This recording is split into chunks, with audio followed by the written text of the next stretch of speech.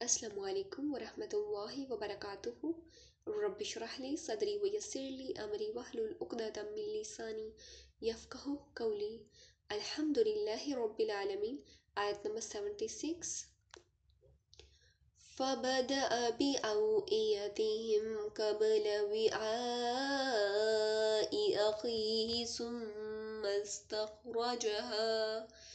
ثم استخرجها من وعاء أخيه كذلك كدنا ليوسف ما كان ليأخذ أخاه في دين الملك إلا أن يشاء الله نرفع درجات من نشاء وفوق كل ذي علم علیم۔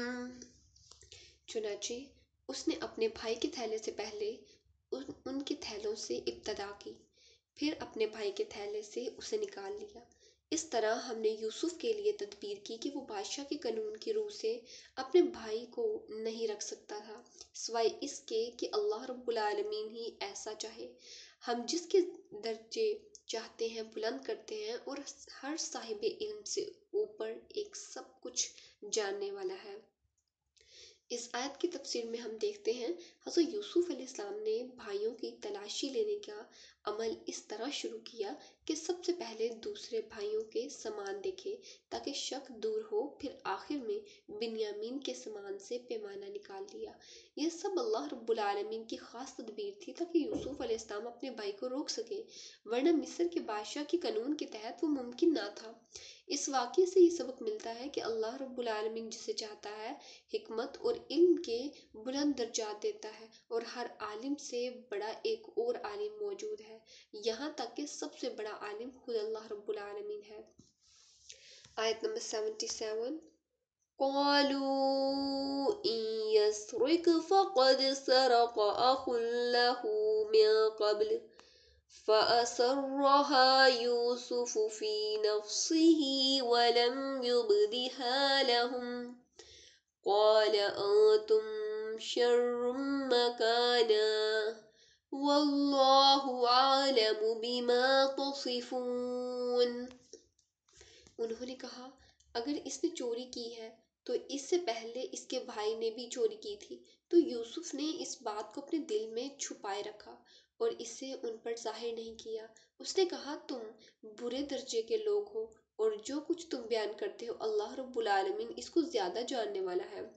اس آیت کی تفسیر میں ہم دیکھتے ہیں جب بنیامین کے سامان سے پیمانہ نکلا تو یوسف علیہ السلام کے دوسرے بھائی کہنے لگے کہ اگر اس نے چوری کی ہے تو اس سے پہلے اس کا بھائی یعنی یوسف بھی چوری کر چکا تھا۔ یہ محض جھوٹا الزام تھا تاکہ اپنی بدنامی ہلکی کرے۔ یوسف علیہ السلام نے یہ الزام سن کر دل ہی دل میں غصہ اور رنج محسوس کیا، لیکن صبر کیا اور ان پر ظاہر نہ ہونے دیا۔ دل میں بس یہ کہا کہ تمہاری حالت اس سے بھی بدتر ہے، کیونکہ تم نے اپنے بھائی کو حسد کی وجہ سے کنویں میں ڈالا تھا۔ اس آیت میں یہ سبق ہے کہ الزام لگانے والے ہمیشہ اپنے اصل کردار کو چھپانے کی کوشش کرتے ہیں، لیکن اللہ رب العالمین ہر حقیقت کو جانتا ہے۔ آیت نمبر 78۔ قالوا يا أيها العزيز إن له أبا شيخا كبيرا فخذ أحدنا مكانه إننا نراك من المحسنين۔ انہوں نے کہا اے عزیز، بلا شبہ اس کا باپ بہت بوڑھا ہے، سو اس کی جگہ آپ ہم میں سے کسی کو رکھ لیجئے، بلا شبہ ہم آپ کو احسان کرنے والوں میں سے دیکھتے ہیں۔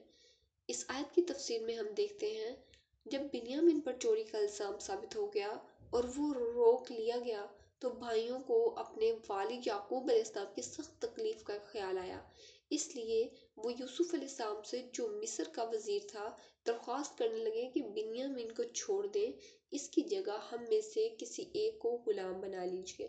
انہوں نے یوسف علیہ السلام کی تعریف میں بھی کہ آپ نیک کار اور رحم دل ہیں تاکہ ان کی بات مان لی جائے۔ اس آیت میں یہ بات واضح ہے کہ بھائی اپنی غلطیوں کے باوجود والد کے دکھ سے ڈرتے تھے اور اپنے باپ کے بڑھاپے کو دلیل بنا کر نرمی چاہتے تھے۔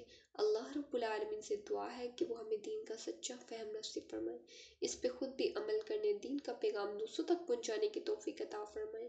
آمین۔ وآخر الدعوانا ان الحمد للہ رب العالمین۔ سبحانک اللہم وبحمدک، نشہد ان لا الہ الا انت، نستغفرک ونتوب الیک۔ السلام علیکم ورحمۃ اللہ وبرکاتہ۔